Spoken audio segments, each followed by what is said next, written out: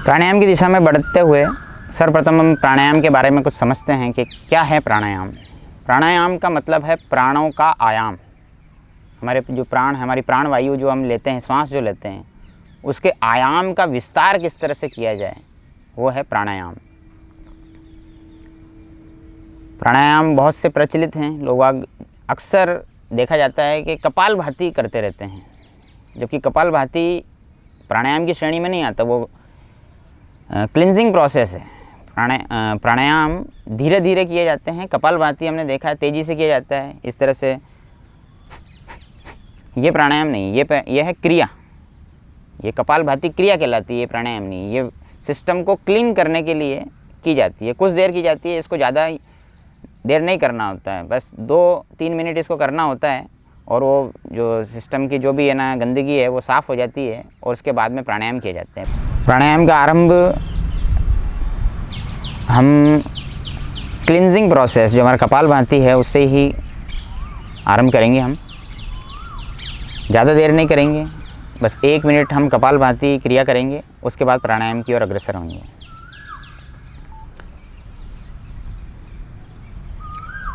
पेट से ही सांस को छोड़ना है। हमारा फोकस सांस छोड़ने पर होना चाहिए, कपालभाति में लेने पर नहीं। सिर्फ सांस छोड़ना है, सांस अपने आप अंदर आ जाएगी। कपालभाति क्रिया एक ऐसी क्रिया है जिसमें हम सांस छोड़ने पर फोकस करते हैं, सांस अंदर अपने आप आ जाती है। किस तरह से करेंगे इसको? धीरे धीरे करनी है, जल्दबाजी किसी भी चीज़ में नहीं। कपालभाति को भी धीरे धीरे ही किया जाता है, बिल्कुल धीरे धीरे।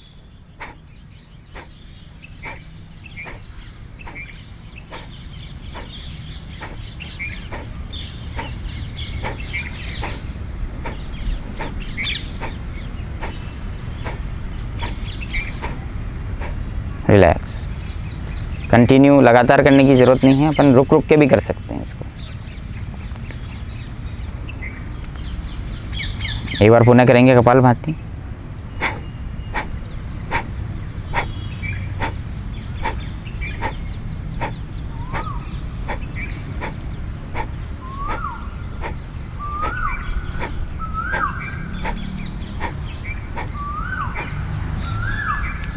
जो बड़े बुज़ुर्ग लोग हैं वो इस गति से भी और धीमे गति से भी कर सकते हैं, इस तरीके से।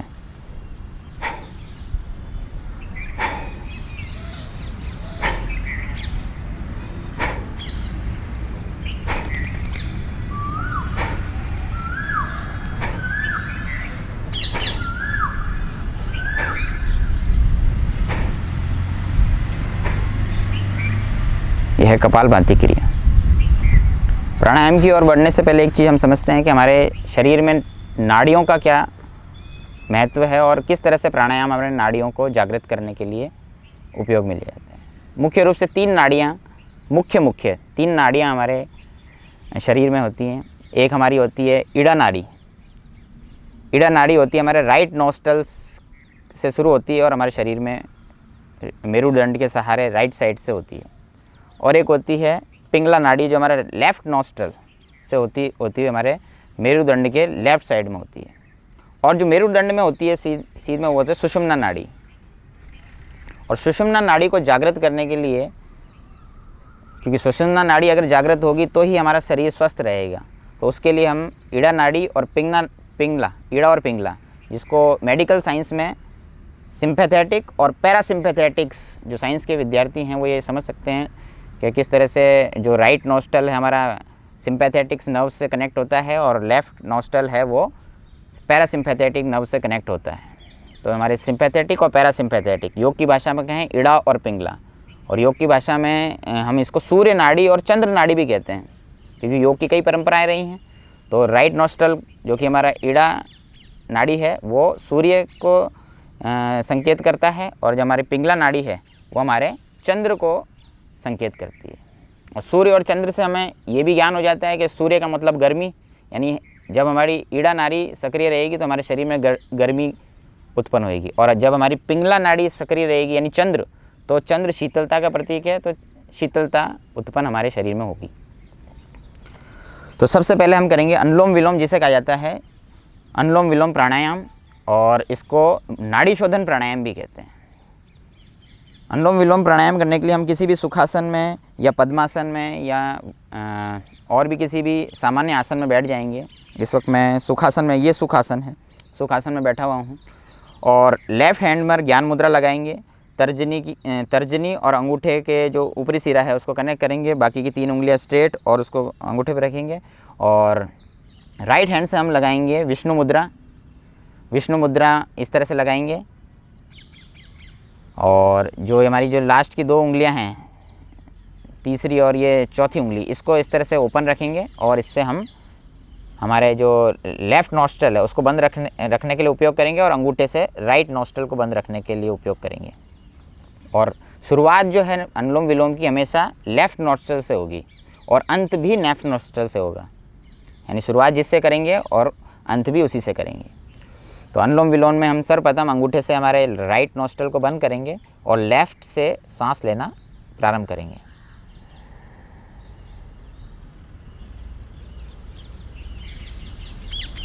अब लेफ़्ट को बंद कर देंगे, राइट से श्वास को छोड़ेंगे।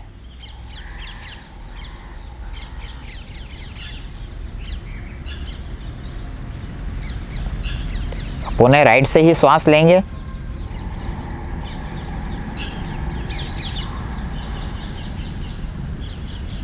अब लेफ़्ट से छोड़ेंगे।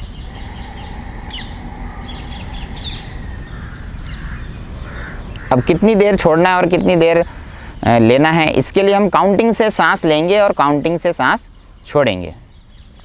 हमें 4 काउंट तक हम सांस लेंगे और 6 काउंट तक हम सांस को छोड़ेंगे। और जैसे मैं काउंट करता हूँ उसके साथ आप सांस लेंगे।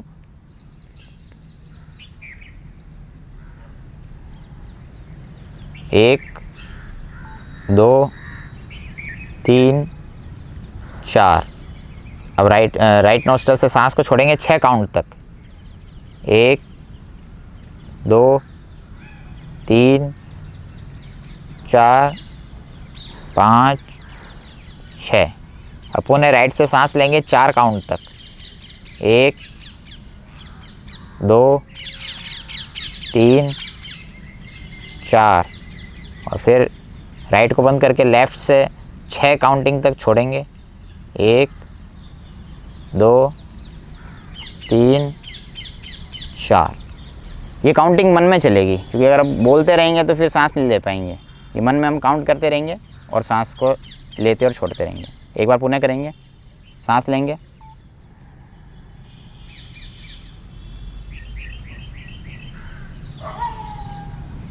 अब राइट से सांस को छोड़ेंगे 6 काउंट तक।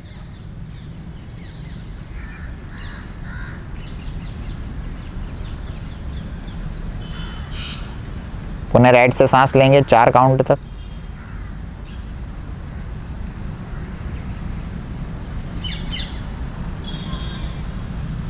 लेफ्ट से छोड़ेंगे 6 काउंटिंग तक।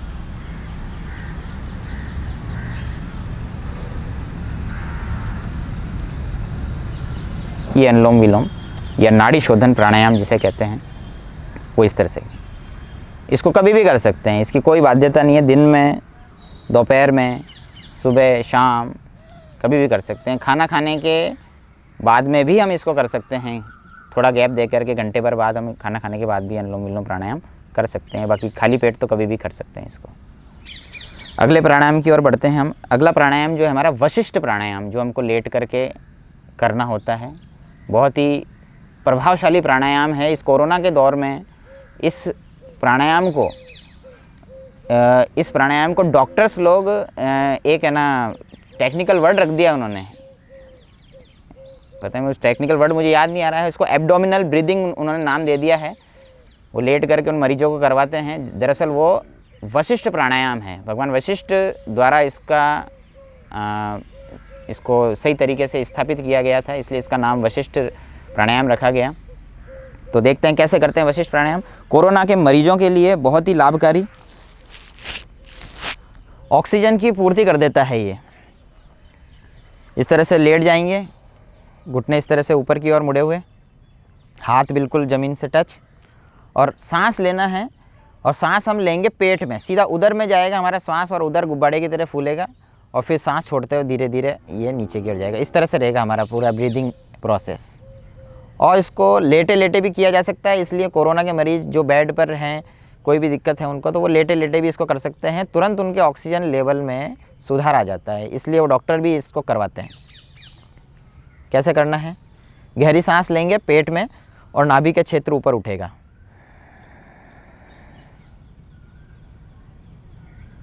अब सांस छोड़ेंगे धीरे धीरे, नाभि का क्षेत्र नीचे जाएगा। ये जो एरिया है सांस लेते हुए फूलेगा।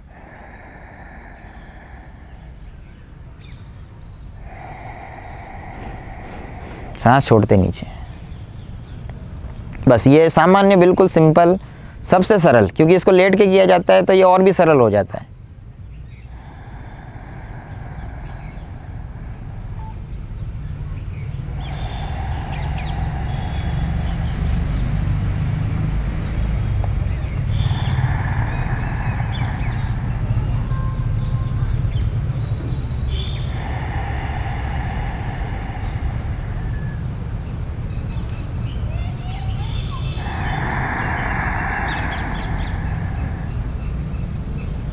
गहरी सांस लेंगे, फिर छोड़ेंगे। ये हाथ इस तरह से नहीं रखना, ये मैं बताने के लिए आपके लिए हाथ रखा है कि कब मेरा पेट ऊपर जा रहा है और कब नीचे जा रहा है। हाथ आपके बिल्कुल नीचे रहेंगे, बिल्कुल ज़मीन से सटे हुए।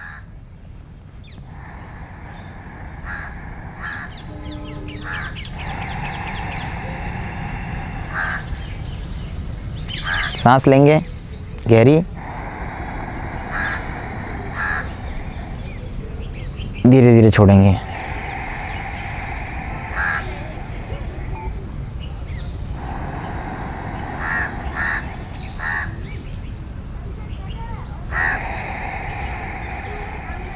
किसी का ऑक्सीजन लेवल कम हो जाता है, 15 से 20 मिनट करने के अंदर अंदर ही उसका ऑक्सीजन लेवल वापस मेंटेन हो जाएगा। इस आसन डॉक्टर कह रहे हैं, ये डॉक्टर भी करवा रहे हैं इसको। उन्होंने टेक्निकल वर्ड रख दिया है, एब्डोमिनल ब्रीदिंग, और पता नहीं एक इंस्ट्रूमेंट और मार्केट में निकाल दिया है, स्क्रिप्टोमीटर, पता नहीं क्या सांस लेने का वो। जबकि अगर हम प्राणायाम कर लें तो वो सब हमारे जो भी श्वास संबंधी जो भी प्रॉब्लम क्रिएट हो रही हैं कोरोना काल में, वो नहीं होंगी। इसलिए प्राणायाम असरदार है। एक बार फिर करेंगे। सांस भीतर बाहर, 15 से 20 मिनट हमको ये प्रक्रिया करते रहना है।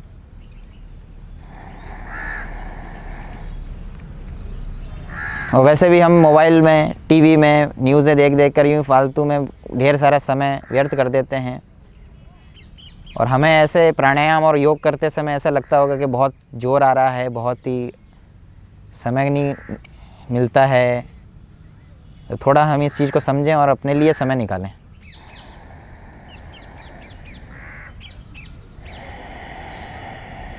मोबाइल और टेलीविज़न से तो कुछ दिनों के लिए अब दूर ही हो जाएं। नेगेटिव न्यूज़ों से भरा पड़ा है टेलीविज़न।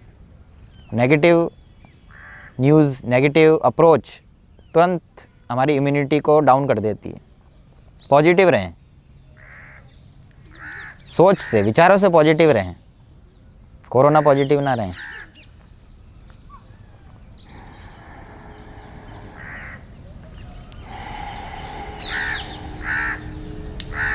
पुनः वापस। तो इस तरह से इस वशिष्ठ प्राणायाम को कोई भी बुज़ुर्ग, बच्चा, जवान, महिला, पुरुष कोई भी कर सकता है। जिसको ऐसा लगे कि मेरी ब्रीदिंग में, जो कोरोना से गुजर चुके हैं, जो व्यक्ति काफ़ी, मैंने भी देखा है, मेरे कुछ मित्र जो कोरोना पॉजिटिव हुए, उनकी तबीयत ख़राब हुई, उसके बाद में उनको अभी भी कॉम्प्लिकेशंस है, महीना भर हो गया उनको। अभी भी वो मुझे फ़ोन करते हैं, कहते हैं कि मुझे सांस लेने में दिक्कत आती है, मतलब कभी कभार सांस फूल जाती है, सीढ़ियाँ चढ़ता हूँ तो सांस फूल जाती है, कोई भारी चीज़ उठाता हूँ तो सांस फूल जाती है, धूप में जाता हूँ तो थक ही जाता हूँ। तो ये जो प्रॉब्लम्स हैं, इन प्रॉब्लम से निजात पाने के लिए ये एक प्राणायाम मात्र, आसन तो है ही, आसन तो करने ही हैं, साथ ही साथ प्राणायाम, आसनों के बाद में किए जाने वाले जो ये प्राणायाम मैंने बताए, नाड़ी शोधन प्राणायाम और वशिष्ठ प्राणायाम, ये दो प्राणायाम बिल्कुल धीरे धीरे अगर कोई व्यक्ति करता है तो इन कॉम्प्लिकेशंस से जल्दी वो उभर करके बाहर आ जाएगा। और अगर जो स्वस्थ है, जो कोरोना पॉजिटिव नहीं हुआ है, वो इन चीज़ों को करेगा तो वो कोरोना पॉजिटिव होने से बच जाएगा। संक्रमण में तो कोई भी आ सकता है, यहाँ पे ऐसा कोई वो नहीं है कि मैं पॉजिटिव नहीं होऊंगा, मैं वहाँ नहीं जाता हूँ, मैं घर में रहता हूँ, ये नहीं, कोई भी हो सकता है। कभी भी अपन बाहर जाएंगे तो कोरोना पॉजिटिव हो सकते हैं। लेकिन अगर हम योग की दिशा में जाएंगे तो अगर पॉजिटिव हो जाएंगे तो ये कॉम्प्लिकेशंस हमको नहीं होंगे, जो प्रॉब्लम्स होती हैं ये हमको नहीं होंगे। कोरोना आएगा, सर्दी जुकाम होएगा, हल्का फुल्का बुखार आएगा और चला जाएगा। तो आज के इस योगासन की सीरीज में इतना ही। बहुत बहुत धन्यवाद।